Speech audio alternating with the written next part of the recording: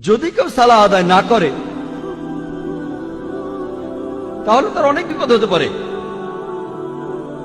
তখন হতে পারে আপনার বিশ্বাস দুর্বল হয়ে যাবে, অথবা এই বিশ্বাসটা চলেও যেতে পারে।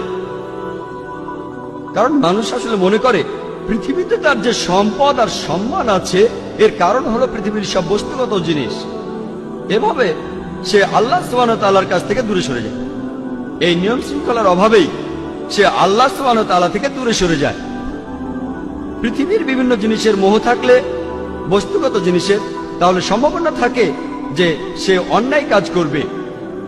এভাবে সে সিরাতাল মুস্তাকিম থেকে দূরে সরে যাবে, সরল পথ থেকে। মনের ভেতরে তখন শান্তিও থাকবে না। আপনার কাছে যে পরিমাণ সম্পত্তি থাকুক না কেন, এই সম্পদ আপনাকে শান্তি দিতে পারবে না।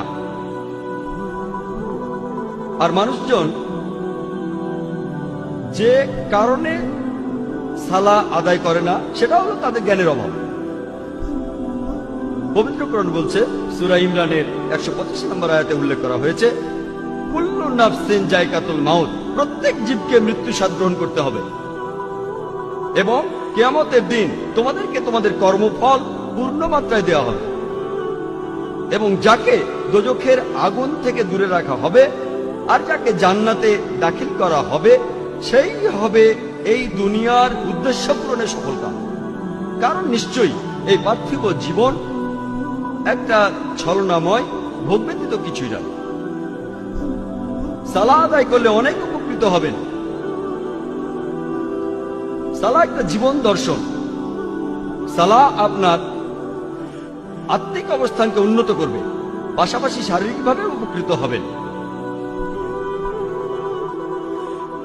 সালাহ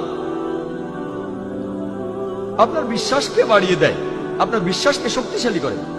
পবিত্র কোরআনে সূরা আনফালের 2 নম্বর আয়াতে উল্লেখ করা হয়েছে যে সত্যিকারের বিশ্বাসী তারাই যাদের হৃদয় কম্পিত হয় যখন আল্লাহকে স্মরণ করা হয় আর যখন আল্লাহর আয়াত পাঠ করা হয়। এটা তাদের ঈমান বৃদ্ধি করে এবং তারা তাদের প্রতিপালকের উপরে নির্ভর করে। পবিত্র কোরআন বলছে, সূরা ফাতিহার 5 থেকে 7 নম্বর আয়াতে উল্লেখ করা হয়েছে, ইয়াকা না'বুদু ওয়া ইয়াকা নাস্তাঈন, আমরা তোমারই ইবাদত করি, তোমারই সাহায্য প্রার্থনা করি। ইহদিনাস সিরাতাল মুস্তাকিম সিরাতাল লাযিনা আন'আমতা আলাইহিম গায়রিল মাগদুবি আলাইহিম ওয়ালাদ-দাল্লিন, আমাদের সরল পথ দেখাও, তাদের পথ যাদের তুমি অনুগ্রহ দান করেছ, তাদের পথ নয় যারা ক্রোধ নিপতিত, যারা পথভ্রষ্ট। এতে আপনার জীবনের শৃঙ্খলা বাড়বে। সত্যিকারের মুসলিম সে তার দিন শুরু করে ফজরের সালাহ আদায় করার মাধ্যমে।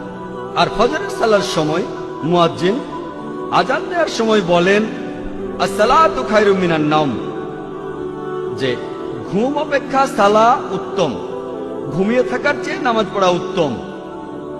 একজন সত্যিকারের মুসলিম দিনের মাঝখানে সালাহ আদায় করে আর সে তার দিন শেষ করে এশার সালাহ দিয়ে ঘুমাতে যাওয়ার আগে। সালাহ এছাড়াও সামাজিক অবস্থান উন্নত করে।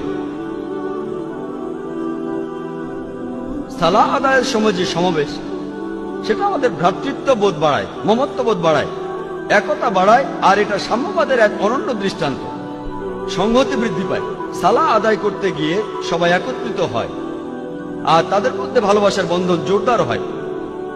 পবিত্র কোরআনে সূরা হুজুরাতের 13 নম্বর আয়াতে উল্লেখ করা হয়েছে, ইয়া আইয়ুহান নাসু ইন্না খালাকনাকুম মিন যাকরিন ওয়া উনসা ওয়া জাআলনাকুম শুউবান ওয়া কাবাইলা লিতাআরাফু ইন্না আকরামাকুম ইনদাল্লাহি আতকাকুম ইন্নাল্লাহা আলিমুন খাবীর। হে মানুষ জাতি, আমি তোমাদের সৃষ্টি করেছি একজন পুরুষ ও একজন নারী হইতে, পরে তোমাদের বিভক্ত করেছি বিভিন্ন জাতি ও গোত্রে, যাতে তোমরা অপরের সাথে পরিচিত হতে পারো। এজন্য নয় যে তোমরা পরস্পরকে ঘৃণা করবে।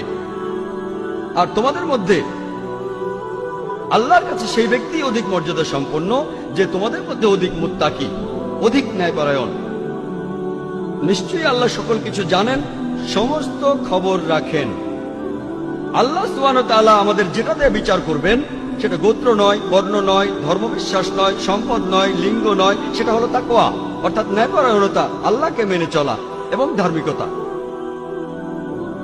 পবিত্র কোরআনে সূরা হুমাজার 1 নম্বর আয়াতে উল্লেখ করা হয়েছে, ওয়াইলুল লিকুল্লি হুমাজাতিল লুমাজা, দুর্ভোগ তাদের যারা সামনে ও পেছনে মানুষের নিন্দা করে থাকে। সালাহ আমাদেরকে বিরত রাখে মানুষের নিন্দা করা থেকে।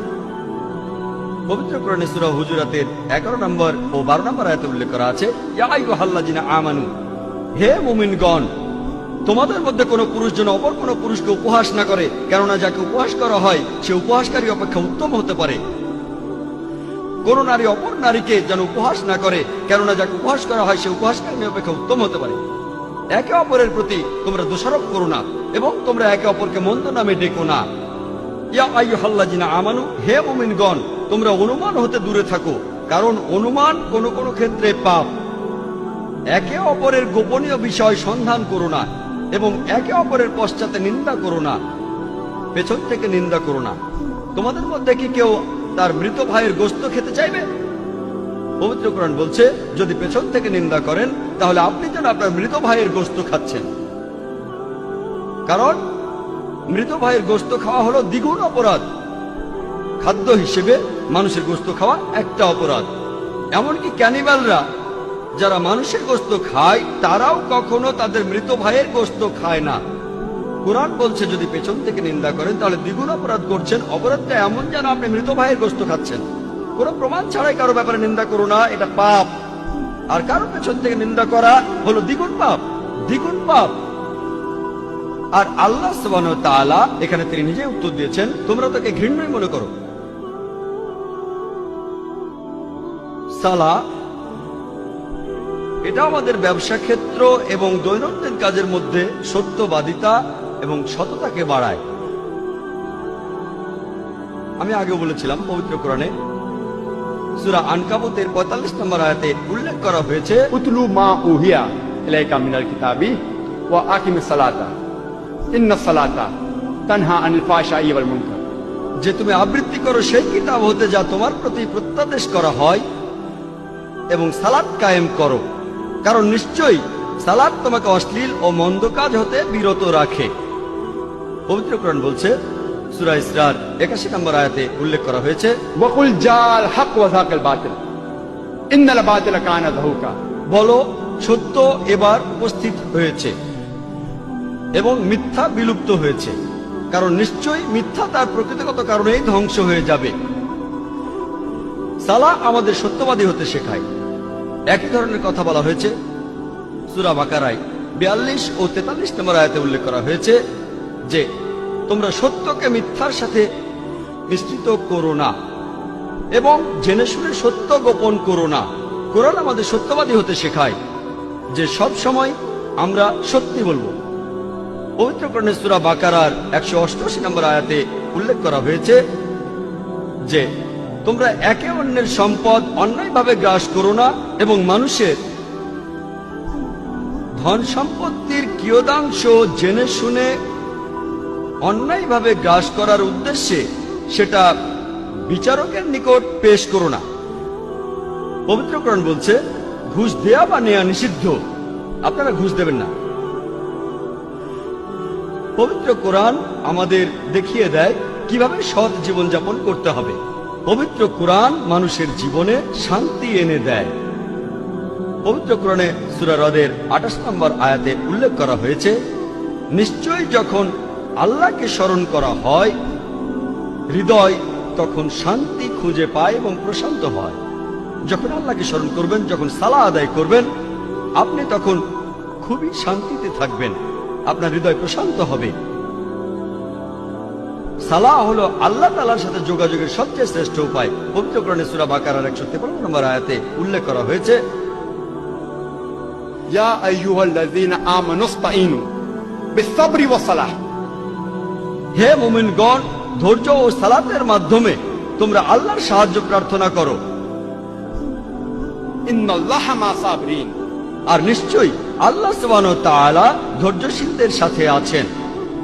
আল্লাহ বলছেন, ইন্নাল্লাহা মা-সাবিরিন, আর নিশ্চয়ই আল্লাহ তাআলা ধৈর্যশীলদের সাথে আছেন।